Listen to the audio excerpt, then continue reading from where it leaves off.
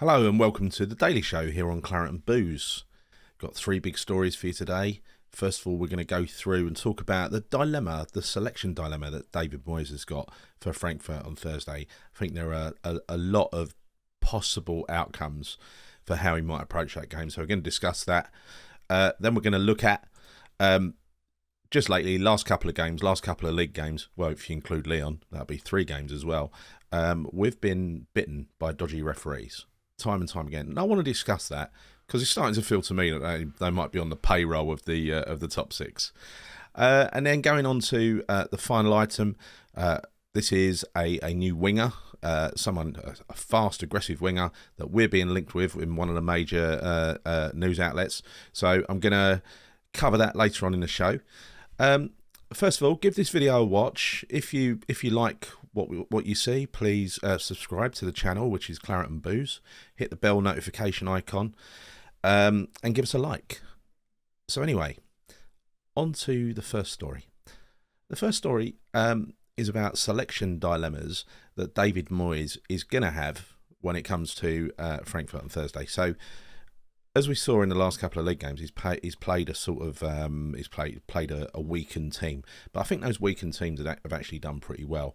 I went to Chelsea. That was a really good performance. We were really unlucky not to get a point out of that.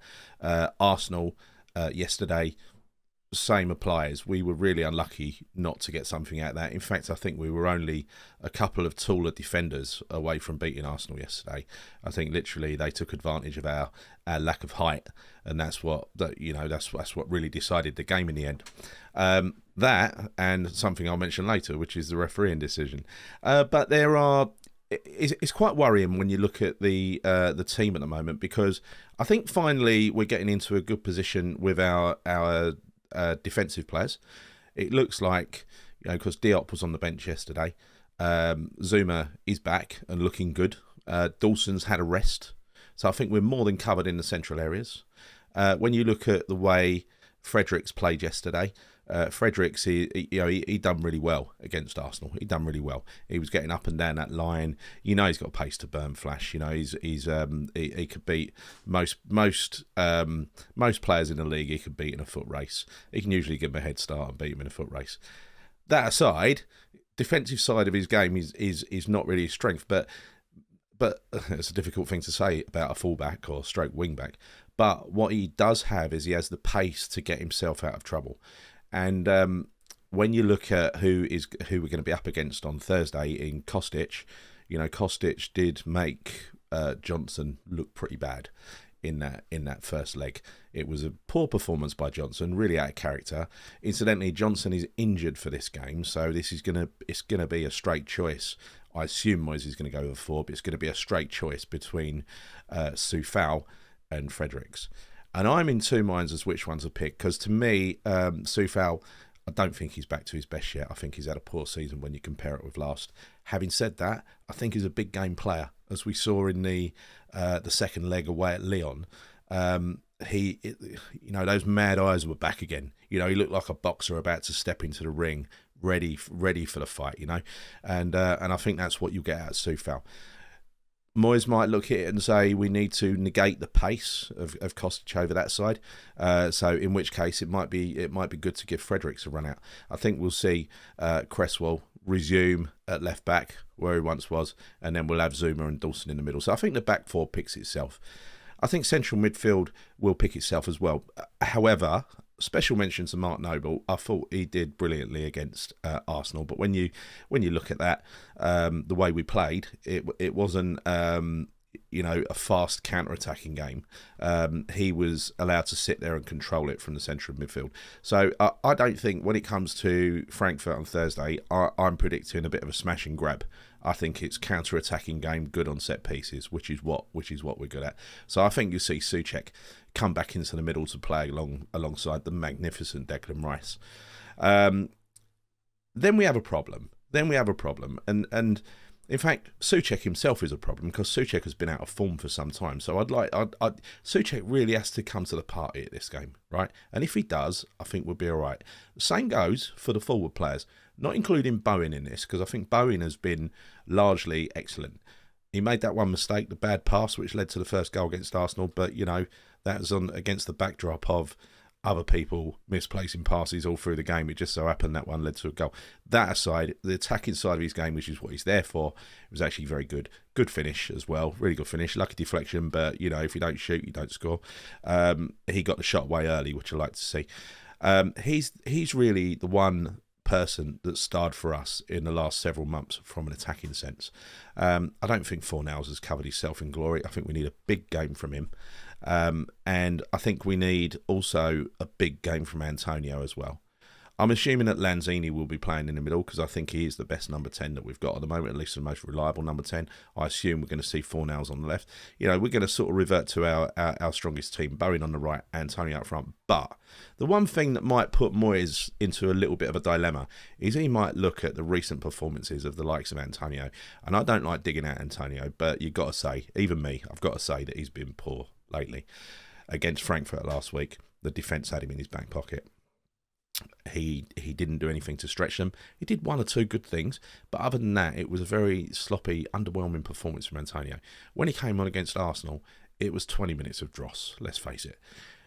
I'm hoping that these players are going to save themselves for the big occasion on Thursday. There's no excuse now. They've all got to turn up, they've all got to play. I'm very sure that Moyes will play his primary 11, and they are the ones that I just described. I'm pretty sure he's not going to take a gamble at this late stage, but it really does depend on all of those players turning up, and I think they will.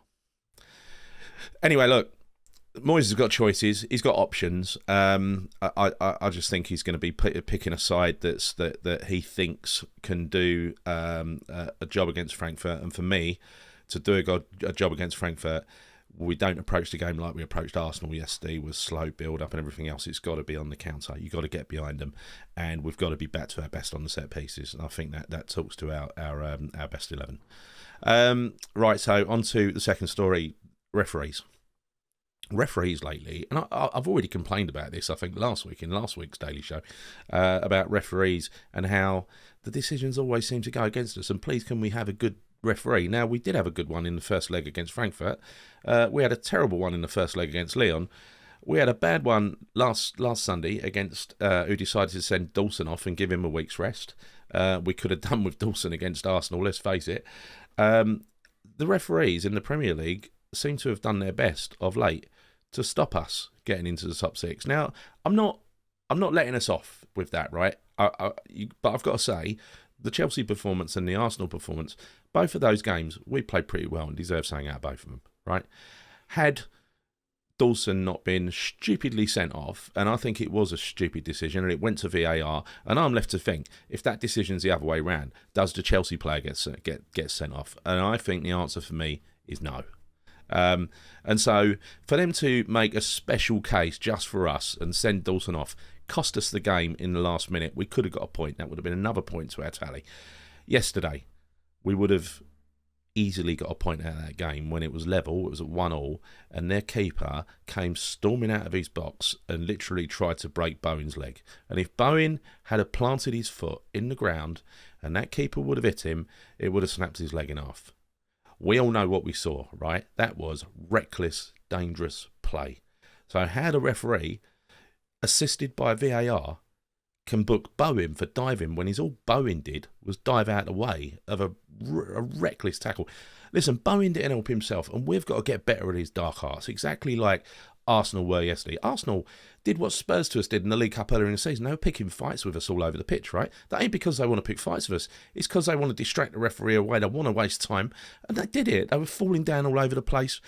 Bowen, if he's a little bit more, how can I say, switched on, like maybe, let's say a Harry Kane or a Son, someone like that, what they would do. In that situation, they would have jumped out of the way, left their leg in there, right? And they would have taken a little touch on the ankle, and everyone, including the pundits, would have been saying what a terrible decision it was.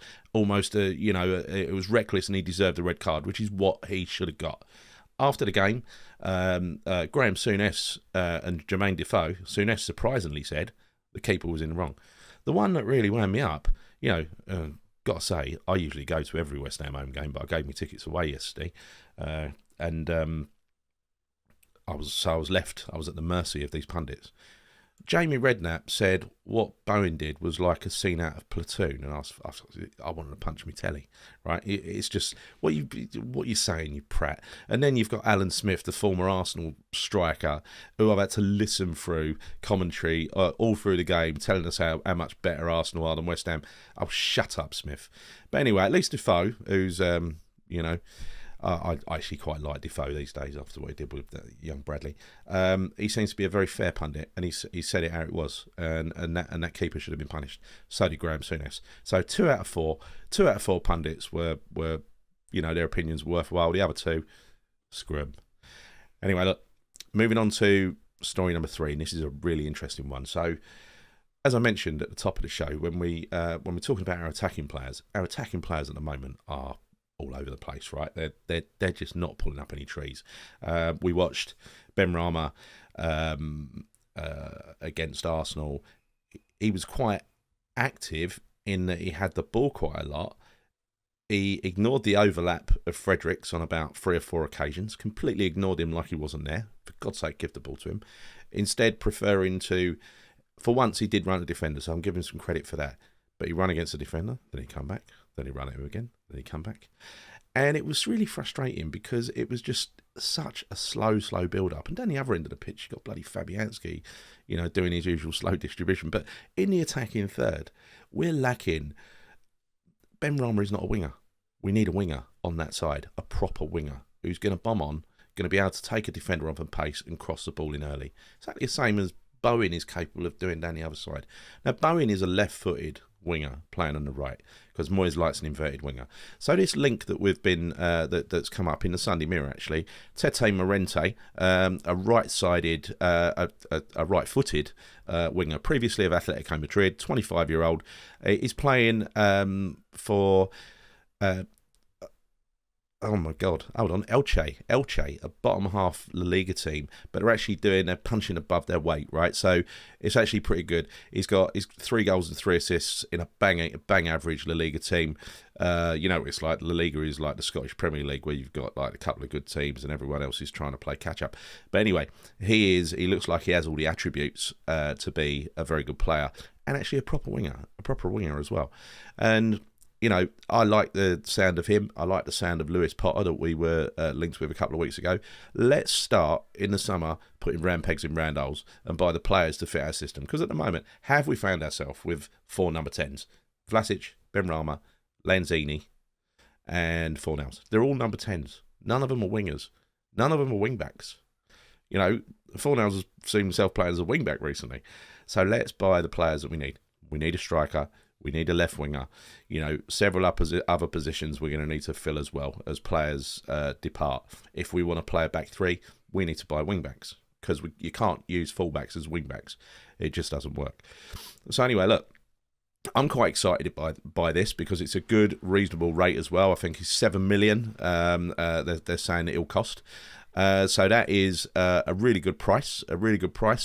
For someone that's very highly rated, and apparently the bigger Spanish clubs are sniffing around him. So I don't know why he's so cheap. I think he must be in the last year of his contracts or something like that. But anyway, that is it. That is it from me. I hope you enjoyed the show today. If you did, please could you subscribe to the channel, Claret and Booze. Give us a like and hit the bell notification icon. In the meantime, Nick will be back. John will be back with a daily show tomorrow. Nick will be doing Thursday. Until then, thanks for watching, and come on, you Irons.